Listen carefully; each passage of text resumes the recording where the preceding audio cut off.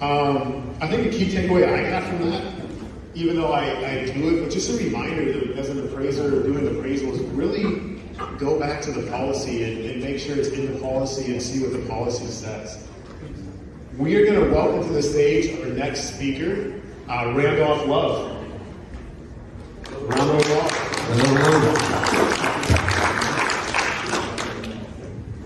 How y'all doing? Good. Amazing. I truly believe that all truths are parallel. Before you eat something, you need to know where the food comes from. Before you drink something, you need to know where the water comes from.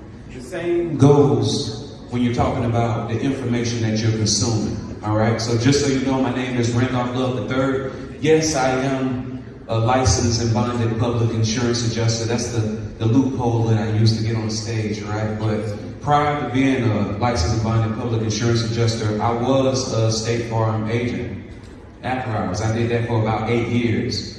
And every time I tell that to people here at this conference, they act as if I just told them my dog just died of cancer. They say, I'm sorry to hear that. And you know, it's all good, man. I got a love-hate relationship with them because they taught me a lot, I learned a lot, and I was able to use what I learned to the benefit of insurers, all right? I am a chartered financial consultant. I am a chartered life underwriter. I am a chartered property and casualty underwriter, and I'm a Federal Life Management Institute. Most people take on average about 3 to 5 years to earn each designation. I earned all of my designations in a matter of 9 months. It's because we all have certain things that we're good at and certain things that make sense to us. Financial services and insurance, it just makes sense to me. I'm a registered pre-licensing and continuing education provider with the Florida Department of Financial Services. I've taught over 1,000 students in the past 12 months, from agents, from public insurance adjusters, from independent adjusters, staff adjusters, right?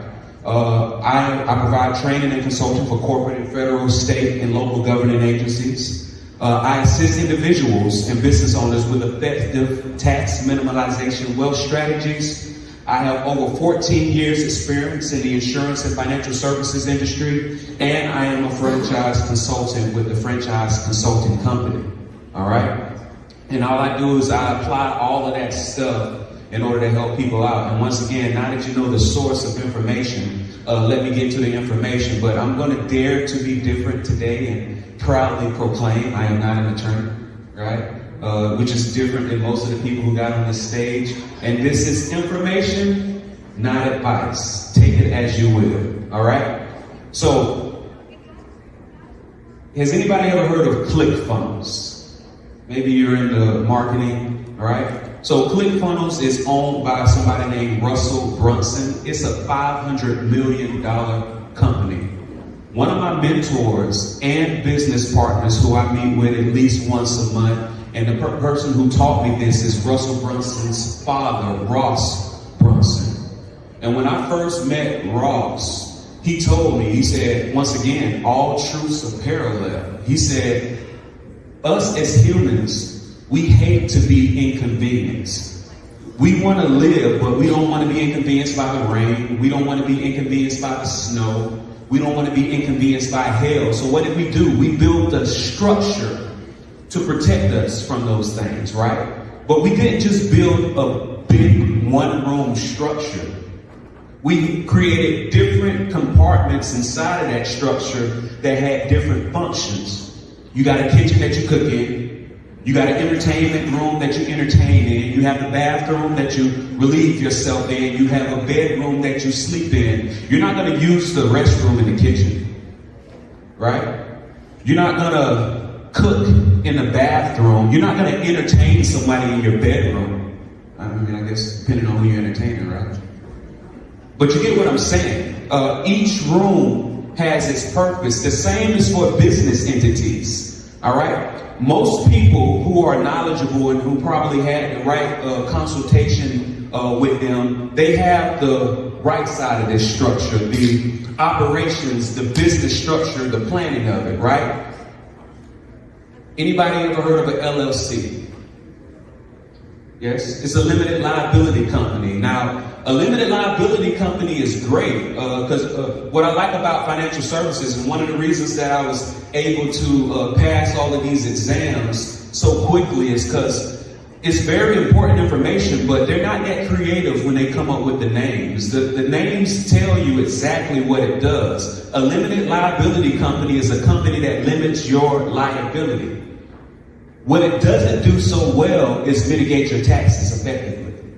So yes, if you're doing business with the general public, making active income, and your business does something that it might be considered liable, this is going to limit your liability to what you have in the business to where it won't adversely affect your personal assets. But once again, it's not so good with taxes. So anybody ever heard of a single member LLC? Single member LLCs are great, but once again, it's treated like a pass-through entity. So what Ross taught me was, instead of having a single member LLC that has your personal name on it, what you should do is have a single member LLC that's owned by a holding company. A holding company that does no direct business with the public, and this holding company is going to be an LLC treated as S-Corp. Why do we do LLC treated as S-Corp? Because you don't have to deal with all of the different minutiae and red tape of it being an actual S-Corp, but you get the tax benefits of an S-Corp. Does anybody know the benefit, one of the main benefits of having an LLC treated as S-Corp? Anybody? The main benefit of having an LLC treated as S-Corp is because it allows you to separate your active income and your passive income. Why do you want to do that? Because if you have all of this money coming in, let's say you made $500,000 for the year, they're going to treat that all as active income. The disadvantage of having that treated as all as active income, because approximately the first $162,000 that you earn under that LLC is going to get taxed twice. You're going to have to pay income tax, and you're going to have to pay what's called self-employment tax. Self-employment tax is made up of your Social Security requirement and your Medicare requirement, right? Does anybody know that as long as you've made at least $4,000 a year for at least 10 years in your past, that you've already fully funded your Social Security and Medicare? If you made at least $4,000 a year for the past 10 years, and it doesn't have to be like back to back, it can be 1 year. 1 year I did 4,000. A couple years ago I did 4,000. You're already fully funded, so all the extra money that you're pulling into it is like gravy. And listen, I know there's probably some red-blooded Americans here that understand that taxes are necessary, you know, but even when I come across those red-blooded Americans that say, hey, we have to pay taxes, I'm going to ask you one question. Do you believe that the government is handling your tax dollars appropriately? If you can find an effective way to mitigate your taxes by the entity that you have, that different room in your house, right? If you can find a way to mitigate it to where you're going to keep majority of those voluntary taxes that you were paying, but not because you're selfish, because you're going to give to the charities that you know, like, and trust. You're going to be able to give to the people that you know, like, and trust. You can make sure that that almsgiving that you do is actually being managed correctly. So what we do is we separate your active income from your passive income. So let's use that example. Let's say you're somebody that made $500,000 for the year. We might just say, all right, yes, this business brought in $500,000. However, only $40,000 of it was income, a salary. I'd rather pay taxes twice on just $40,000 than up to $500,000. And some people are going to say, no, you're only limited to up to the first approximately $162,000. Yes, that used to be the case, but what they did was your self-employment tax is 15.3%. 2.9% of that is for Medicare. After you hit that limit, yes, the Social Security stops, but the Medicare keeps going. If you are a married couple, once you exceed $250,000, they're going to add an additional 0.9% on that 2.9% on every dollar you make if it's not structured correctly. If you're a single person, once you hit 200,000, and don't be a married couple filing separately, they're going to add that extra money on top of 125,000. Just so you know, us financial advisors, when you're married, filing separately, the government treats you like a leper. Because they say, hey, you entered into this contract to where it's supposed to benefit you, but you're choosing to act as if you're single. All right, we're going to cut this in half for what you would have gotten if you were doing this as married filing jointly, okay?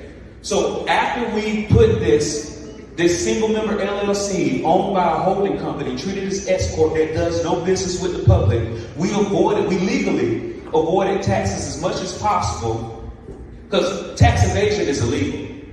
Tax avoidance is completely illegal. So we completely avoid taxes as much as possible. Now we're going to go to the other side of this chart that most people don't have, the family bank. We're going to make what's called a capital contribution to your family bank. Most people have never heard of an LLLP. You can reach out to your CPA right now and say, hey, what's a limited liability, limited partnership? They're going to say that doesn't exist. Yes, it does, right? What's the benefits of having a limited liability, limited partnership? What it does is it allows you to separate limited partners from general partners. Anybody that knows about limited partners and general partners, you understand that the limited partners, yes, you get to reap the benefits of the money coming in, but you don't have to take on any of the liabilities, right? So guess who's going to be the 99% general owner of your family bank, that LLLP? It's going to be your holding company treated as S corp. Guess who's going to be the 1% general partner of your LLLP? It's going to be your family trust. All right. Now, this limited liability, limited partnership is very important that it's domiciled in the right state. Has anybody ever heard of jurisdiction shopping? What jurisdiction shopping says is just because you live in a state, that does not mean that you're limited to only getting what that state offers. Because we all know huge companies that have their home office in one state, but they're domiciled in another state. What's the reason that they do that? Taxes and liability. They're going to go with the state that gives them the best tax mitigation and liability mitigation. Us as small business owners, the people who make up the majority of the businesses in the United States, we are allowed to do the same thing. So you're going to want to make sure that it's domiciled in the right state. Now, the state that a lot of people domicile their family bank in, their limited liability, limited partnership, is Wyoming. It's a lot of reasons why they domicile these companies in Wyoming, but the main reason is charging orders versus foreclosure. There's a legal remedy. Whenever you get accused of being liable for something, right? The legal remedy is we're either going to do charging orders or foreclosure, right? It's saying, hey, you just lost this $1 million lawsuit, Mr. Company Owner, and you owe X amount of dollars, all right? And if you don't pay it, we can foreclose on your assets in order for you to basically take care of this financial responsibility that you have, all right? What if you're in a state that only does charging orders? What it does is say, hey, it's multiple fold of what ends up happening. If somebody wants to sue you, they're going to go to their attorney, and their attorney, if they're able to find it, because another benefit of domiciling your business in Wyoming is your name isn't publicly on it. Your address isn't publicly on it, right? But let's say that they do find your company that's domiciled in Wyoming, right? Soon as the attorney sees that, if they know what they're doing, they're going to go from working on contingency to say, hey, you need to pay a retainer. I got a lot of attorneys in this room. What's the reason that you would only require a retainer than contingency? You don't know if you're going to win the case. Matter of fact, you might know for a fact that even if you win, there's nothing that's going to basically make somebody required to pay that money out, right? And here's the thing. Now you get what they call another chance to negotiate. We had a lot of negotiation talks here today. So what you're able to say, let's say that somebody does pay an attorney on retainer, right? And let's say that they do win this judgment against your company. That's when you can go back and say, hey, my bad, right?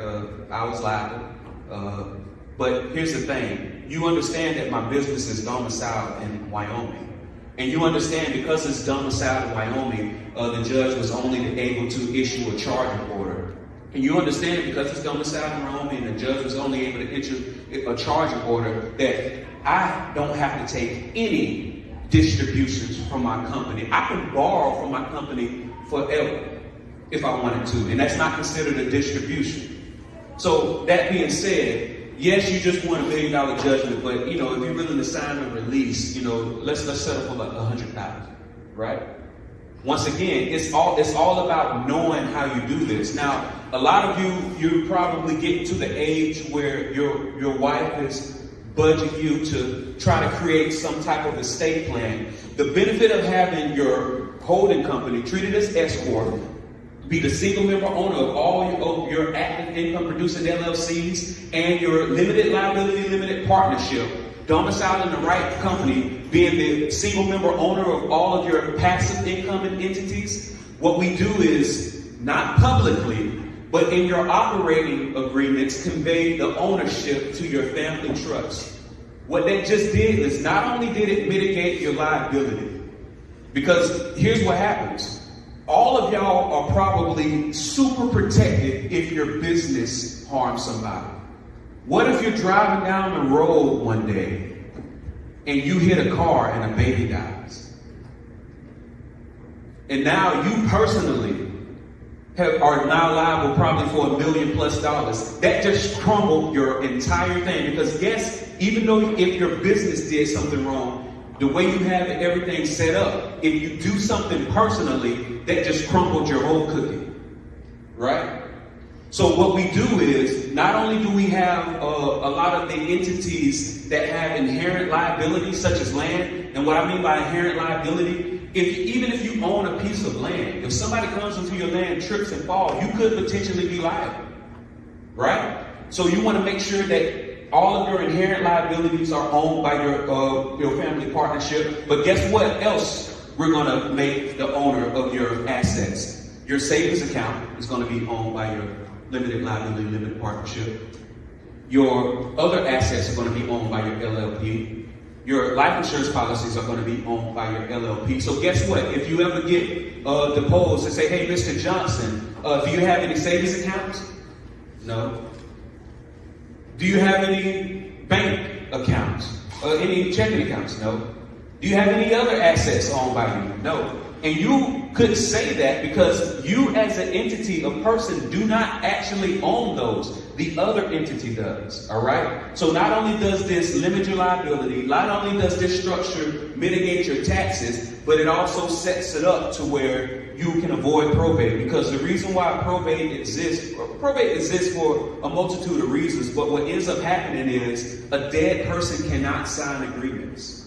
So when a person owns all of these things, let's say your husband owns all of these things, or your wife owns all of these things, and then they die suddenly, who's going to sign for it? Because even though you're married, if you do not have a financial power of attorney in place, if you do not have a medical power of attorney set up, you can't make these moves. Because what happens if your husband is incapacitated? And now you need to access his qualified retirement account. You're going to say, hey, my husband was just involved in an accident. He's incapacitated. We're going to have to move him to another facility. In order for me to move him to this other facility, I need to get to this money. That's when your husband's financial advisor is going to say, oh, okay, I'm sorry to hear that. So just send me the death certificate, and then what I'm going to do is I'm going to get all this set up. He's like, no, I'm sorry, you didn't hear me correct. He's not dead. He's incapacitated. And then it's when he's going to say, oh, so do you have the durable financial power of attorney? No, what do you mean? We're married. Well, I'm sorry, unfortunately, unless he's dead, you don't have access to this. And then you're going to have to go through this whole process in minutia, all right? So this is the structure. If you want like, more details on how this structure is set up and talk more about it, please text Legacy 24, no spaces, no dashes, to 904-822-4262. Legacy 24 to no spaces, no dashes, to 904-822-4262. All right, so let me get into this part. All right, so a lot of you are getting close to Social Security, or you're probably already collecting Social Security. And I'm going to say something, and I don't know if this is still true with our generation or not. I work with a lot of people who are 60 plus years old, and they had no idea that their Social Security was going to get taxed. Is there anybody here that did not know that you're going to get taxed on up to 85% of your Social Security? It's going to happen if you don't have your income coming in the right way. So I want to do a trivia question. Here's two different married couples. One, and we're going to do $500,000 in investments. Now, I know some people in here, y'all earning $500,000 plus a year. But so if you're earning more than this, extrapolate higher. If you're earning less than this, extrapolate lower, okay? So here's the trivia question. Both married couples have $500,000 in investment. Both of them draw approximately 5% from their investment accounts.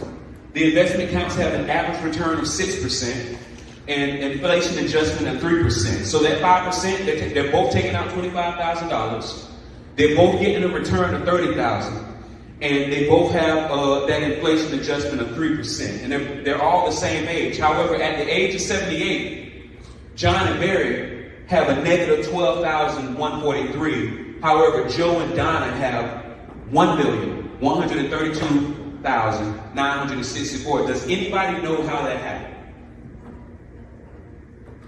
It's because they had their money coming to them in the right way. All right? Who's the worst business partner? What if I told you, I think I heard somebody say that. What if I told you, Angela, let's go into business together. But I want you to come up with all of the ideas. I want you to form all the right business relationships. I want you to reply to all the emails. I want you to fill out all the forms. I want you to sweat and bleed to get this business built and big. And then once we're ready to get out of it, I will have. Is that a good business partner? Who did I just describe? Government? Absolutely, that don't. Right? So I'm probably about to, touch some nerves. But an IRA is just an IOU. Okay? Would you like to pay the most possible taxes on your retirement accounts or the least possible taxes on your retirement accounts? All right? There's a lot of you have 401ks, a lot of you have IRAs, 403bs, all the deferred comp plans. All right. So I'm about to explain how that works. Okay. This person, that first couple, how they ended up broke was they had to do what's called required minimum distributions. Now, some of you feel like, all right, I'm about to be real smart. I got all of this money over here, but I'm going to keep these accounts that charge me taxes. I'm not going to even pull from it. I'm gonna keep that for my family for when I die, but I'm going to pull from here. The government said, oh, no. We can't let you do that. Once you hit the age of 72, we want you to have what's called required minimum distribution. And what is that doing? That's causing taxable income to come into your situation each year. And because you have that taxable income coming into your situation, it's causing your Social Security to be taxed. So total taxes on the required minimum distribution withdrawal is $164,337. The taxes paid on the growth from the reallocated, because once you take it out, you're going to put it somewhere. Now you're going to pay approximately $67,338. The taxes paid on the remaining required that retirement account is $106,665, and that comes to a total of $338,339. Or once you know better, you do better. You rip the Band-Aid off. You go ahead and take care of the tax obligation. Because here, y'all probably run into a lot of people that say they're going to help you pay $0 in taxes once I meet you. My goal is to get you there legitimately, but when I first meet you, we're gonna have to rip a Band-Aid off, all right? So using that $500,000 example, I'd rather you pay $125,000, rip the Band-Aid off and get it in the right vehicle than keep prolonging it. And once again, we're just doing this off $500,000. Some of you have a lot more money, so just extrapolate higher, okay? So you got a crossroads. And this is how it works. So what I'm going to do is I'm going to show you how I help people do that. So first I need to ask, is there anybody here who hates when people find legitimate ways to avoid taxes?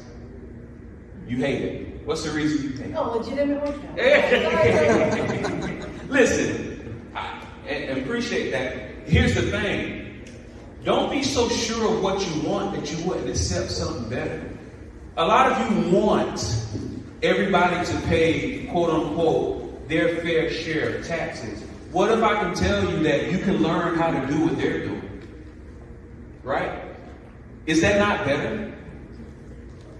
All right, so I have what's called the Miracle Money Vehicle, and that's just my branding that I put on it. My mentor, Doug, another mentor of mine, he calls it the Laser Fund. You have other people that call it different things. I call it the Miracle Money Vehicle, money infinitely reproducing a compounded liquid estate, right? Because here, from most important to, least important, you want your money to be liquid, you want it to be safe, you want it to have a good predictable rates of return, and you want it to be tax-free. Most people jump straight to number 3. They say, oh, this is going to earn me, X amount of percent per year. But it don't matter how much it's earning you. If you can't get to it, what does it matter? A lot of you are under the age of 59 and a half contributing to a qualified retirement account. If you can't get to it without being penalized and taxed, what does it matter?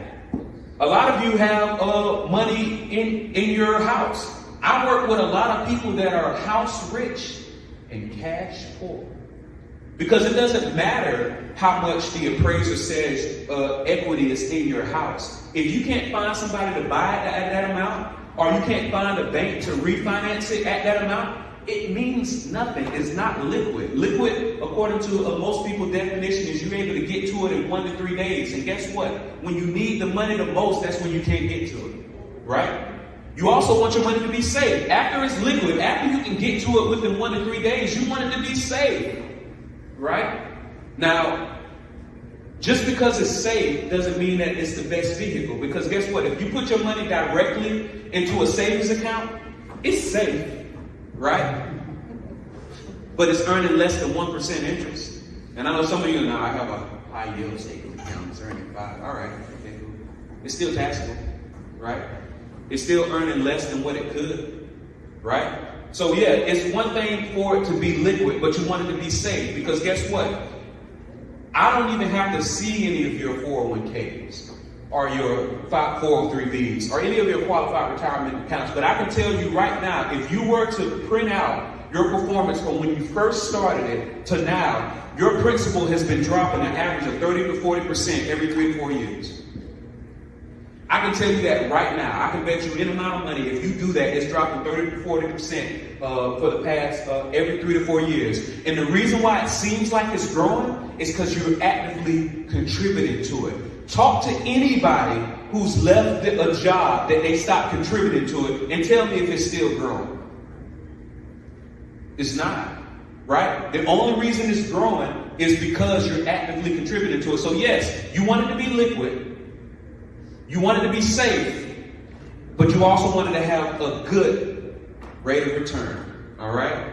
Now, once again, if you got it in a savings account, it's earning less than 1%. Average inflation is 3% per year. Now, we've been dealing with hyperinflation. But let me tell you, if you have $100 in a savings account that's earning less than 1%, and inflation, which is the cost of the goods that you need in order to survive, is going up at least 3%, is your money worth the same, more, or less a year later? Less. Because you can buy less with it. Who ever heard the story of the talents in the Bible, right? Putting your talent in the ground is like putting your your money in the savings account. You're not creating a current. Money, words aren't an accident. Money is called currency for a reason. It's meant to keep moving. What happens when water stops moving? It becomes stale. Are you going to drink stale water? Do you want your master to return and say, you wicked? Like, that's the word. You just called me wicked. I tried to save the money for you, right? It's a lot of people who are called talented. That's where that comes from. Money used to be called talented. I know a lot of talented people, but they're not monetizing, right? You need to make sure that it keeps moving, and you need to create your own current. Now, once you got it in something that's liquid, once you have it in something that's safe, once you have it in something that has good, predictable rates of return, now you want it to be tax-free. Because what's the point? I can get to it. It's safe. I can go to sleep at night and not wake up and my principal will be worth 40% less. It has a good rate of return. But as soon as I try to get to it, the government wants half, at least. All right? So here's how we're going to do it. All right, y'all? So I'm going to tell you exactly what vehicle I put it in, but I do need a little bit of participation. Does anybody know what creative things that you can do with baking soda? Anybody? Can I get some answers? Brush your teeth. You can brush your teeth. Clean. Oh, the refrigerator for the oldest, right? Neutralize acid. Say what? Neutralize acid. You can neutralize acid. Mouthwash, teeth whitener, deodorant, fridge odor neutralizer, air freshener, whitening agent for laundry, kitchen cleaner, garbage odor eliminator. What nobody said is what it was actually made for. Don't think about what it is. Think about what it does.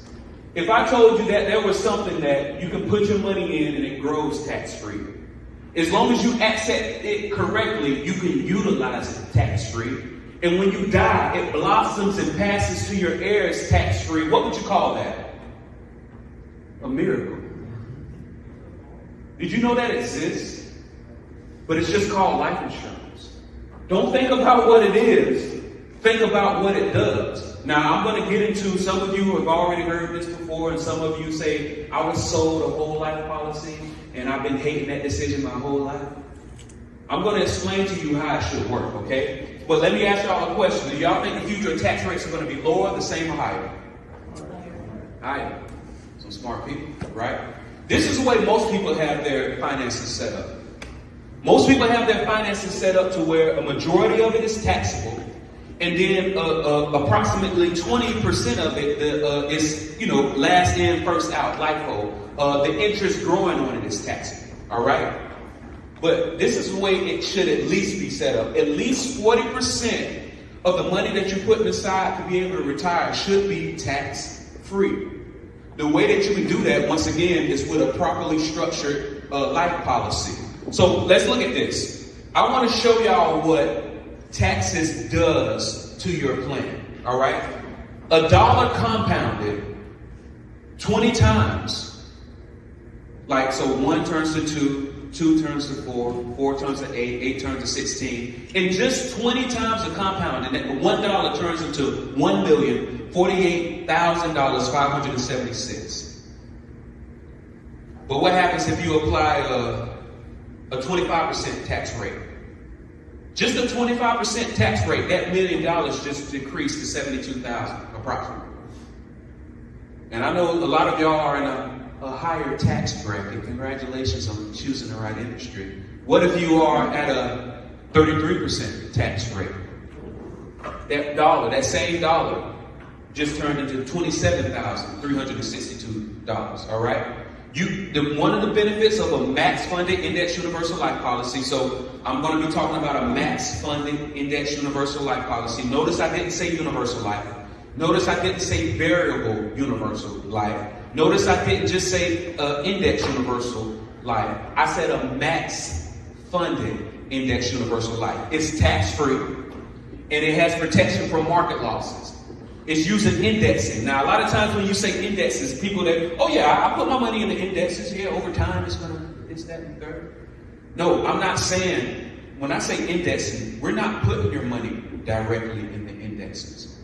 We're just using the index as a measuring stick, right? What are Warren Buffett's 2 rules of investing? Don't lose money. Y'all see what number 2? Don't forget rule number 1. So we've already talked about this, and I'm about to say something to y'all. And once again, if you go to my YouTube channel, Florida Wealth, you will see me having workshops with people who are 65, 75 plus years old. And when I tell them this is the first time that they ever realized it. So if your money that you have into an investment, if it goes up 50%, cool, right? If it drops 50%, all right, we don't want that, but it did. It goes back up 50, okay, you just broke even. It drops 50, dang, it goes back up. According to this, you just broke even, correct? Wrong. So let's use $100,000 as an example, okay? Let's say it's 2 different people that has $100,000. One has their money put directly into the market. The other has their money in a life policy that's using the market as a measuring stick. If the market drops 50%, what's 50% of $100,000? $50,000. So if the market drops 50%, that person that has their money directly in the market just lost $50,000. They're at $50,000. The person who has their money in a life policy, they didn't earn nothing that year, but because it's in a properly structured, max-funded life policy, they didn't lose nothing that year. So these are 2 different people.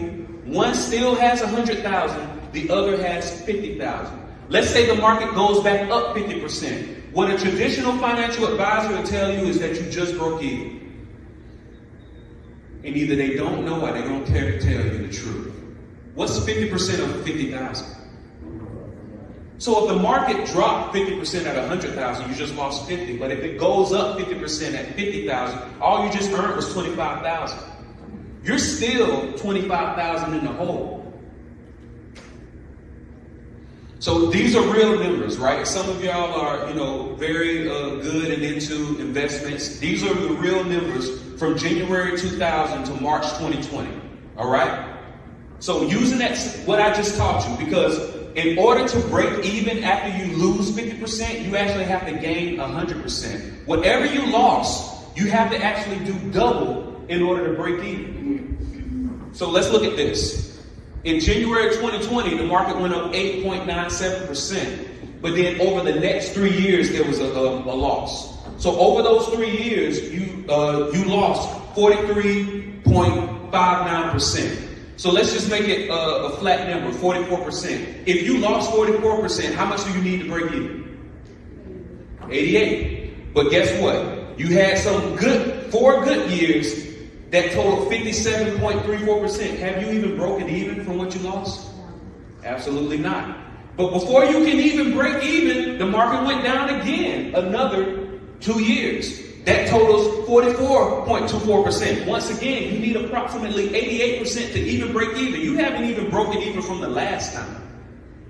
But then, boom. Now we got 100 at 55.73%. Your friends who have their money invested directly in the market are going to be like, hey, I just made 57% this year. And they're going to say how much you just made. And I'm going to show you how much that you made, but I'm going to explain to you how you can still, you don't want to be that person that tries to belittle them. Try to educate them, but you can listen to them and smile, right? Because what if, and once again, this is what it looks like. If you need another graphic representation of what it looks like to earn 50, lose 50, earn 50, lose 50, this is where you'll be at. But what if you're following Warren Buffett's golden rules and you don't lose money? Now, a lot of these indexes that are connected to these life insurance policies are capped at 11%. And that's why a lot of people don't put money in life insurance policies, because they say, hey, why would I cap myself voluntarily at 11% when I could be earning way more money in the market? I just showed you. Because you're not losing, you're gaining. All right? So if we're using this, using those same numbers, where you're getting, where you're earning when the market does good, and then when the market does bad, you're not losing anything. You're not gaining anything, but you're not losing anything either. All right. So I'm going to show you real numbers. And for anybody that don't know, please take a picture of this. This is how you determine what your return on investment is. And the reason why I want you to take a picture of this, because I'm going to bring this up later, all right? The way that you determine how much money you gain is you take the end date value minus the beginning date value. And then you take the difference, and then you divide the difference by the beginning date value, and that's your percentage. That's how much you earned on your money, okay? So let's use some real numbers, all right? In February of 2019, the market was at $2,779.83. And then the following year, it went to $3,370.29. So that's a difference of $590.46. And then you divide that difference by the beginning value, and then you see a change of 25%. So somebody that had their money invested directly in the market, you just made 25.9%. If you have your money in a life policy that's in an index that's capped at 11%, all you made was 11. All right, well, you can't win them all, right? But let's go to the following month. March, it was at $2,808.48.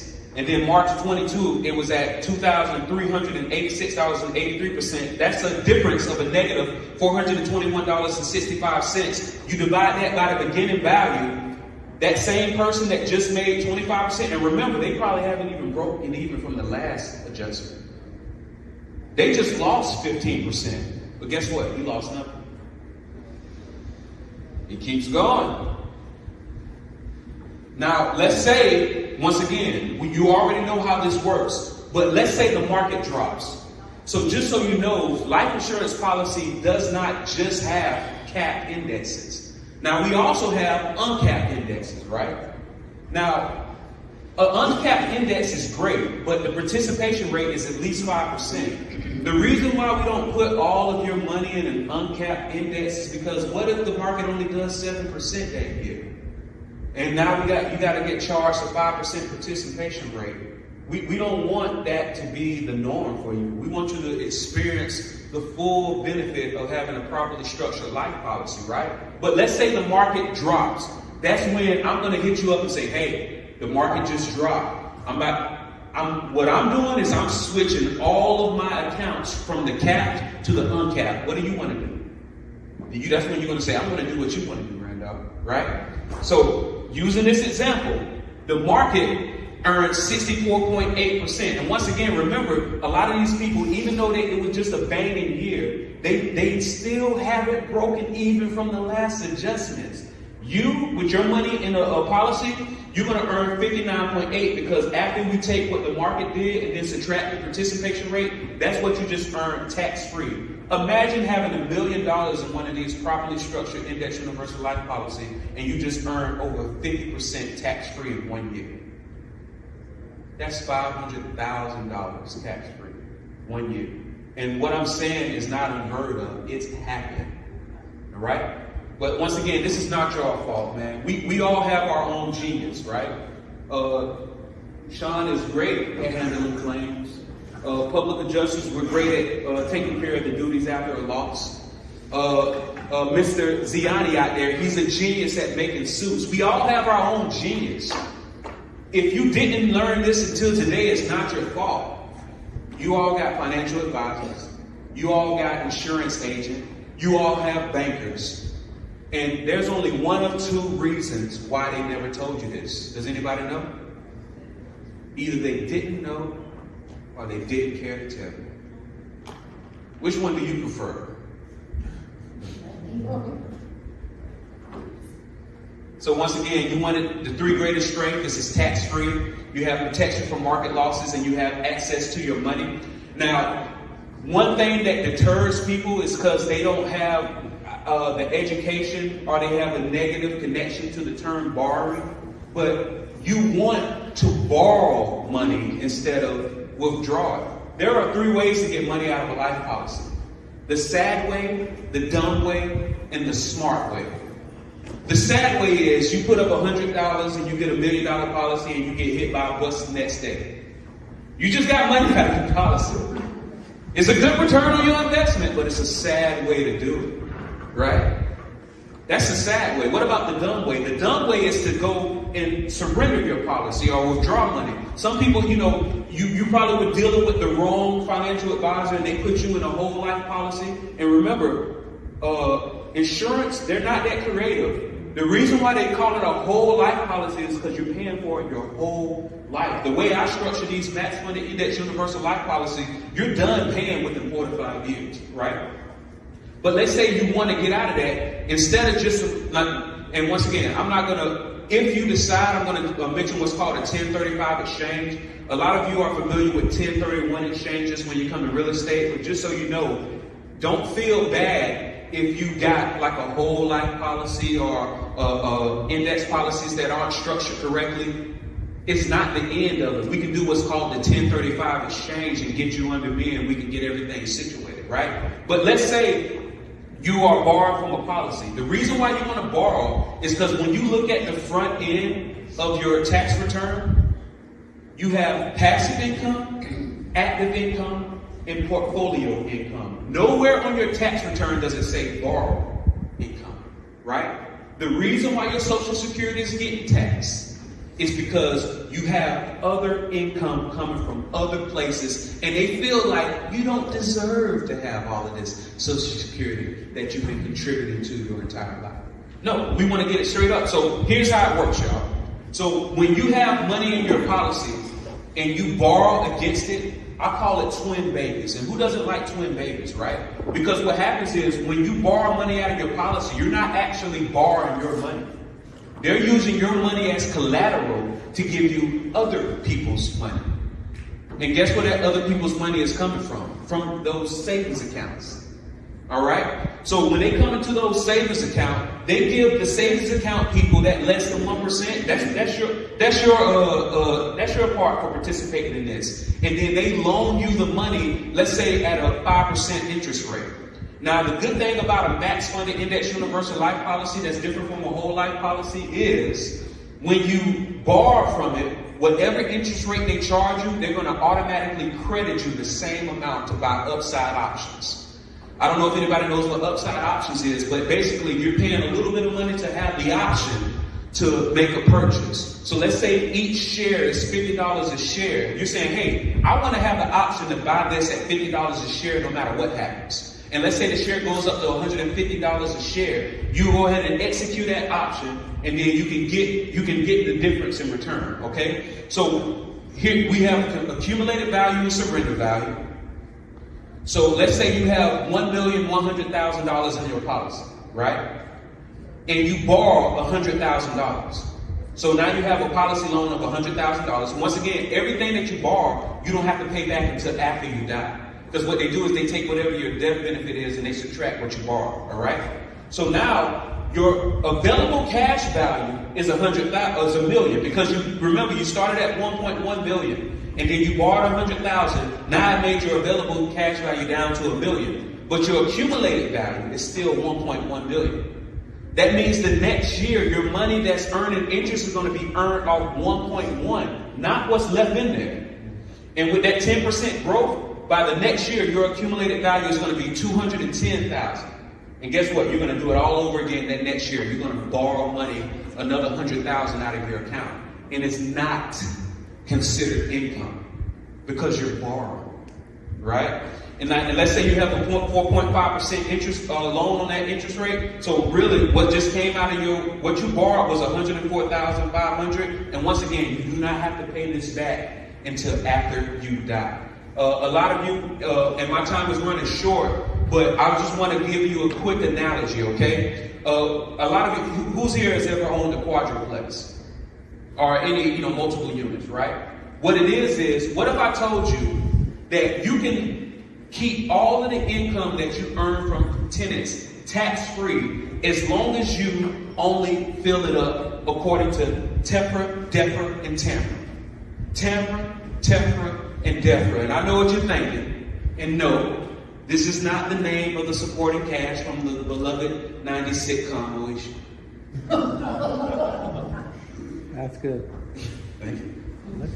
It's Internal Revenue Codes 1018, 72E and 7702. As long as something is considered a life policy, it grows tax-free, 72E.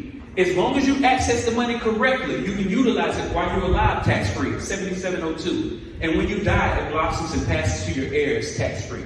So as long as you do this and you follow those guidelines, everything after 5 years is completely tax-free. The only way that this could hurt you is if it won't hurt your family, right? But if you die during these first 5 years. But if you expect that maybe it's a possibility that you might live for another 5 years, then it is what it is, all right? And this is just another visualization of how it works, right? And take this picture, because the benefit of having a whole life policy, you get that 2% floor, you get that no lapse guarantee, but it's strict, it takes longer to fund, the borrowing interest is not credited, it's designed primarily for death benefit, and typically a fraction of the net internal rate of return. Anybody here that has a whole life policy, what I want you to do, that screen where I showed you how to figure out the difference of how much money you earned in the stock market, I want you to take all the money that you put into your whole life policy today, and then I want you to take how much money that you have in cash value, and I want you to do that same algorithm to determine how much you earn. The only way that you can earn 5% is if you started your whole life policy when you were 30, and then now you're 90 years old. That's the only way that you're going to get an internal rate of return of 5%. I'm telling you, I've never seen any of your whole life policies. I've never seen any of your 401ks, but I know exactly what it looks like, all right? If you have a properly structured max funded index universal life policy, you can be averaging that 8 to 11% every year. And I just told you what a 1035 exchange, and I'm going to close with this. Has anybody ever seen a Chrysler 300? I mean, I love the Chrysler 300. I remember when I was a kid, I grew up in a low middle class neighborhood.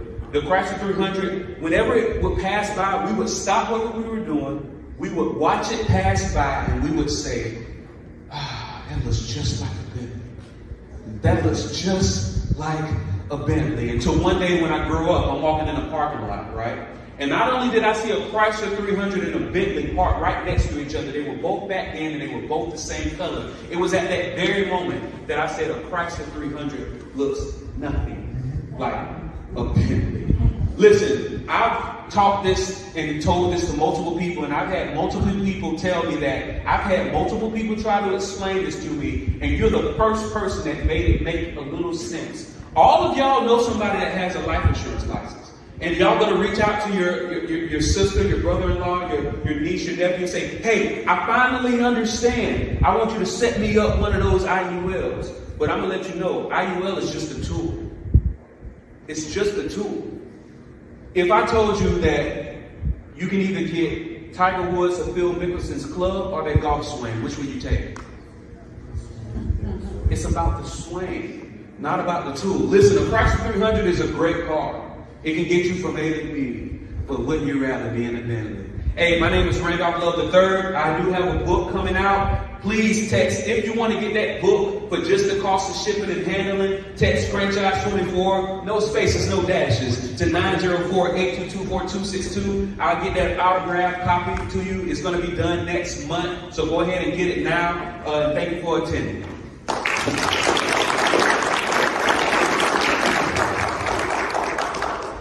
Great presentation, Randolph.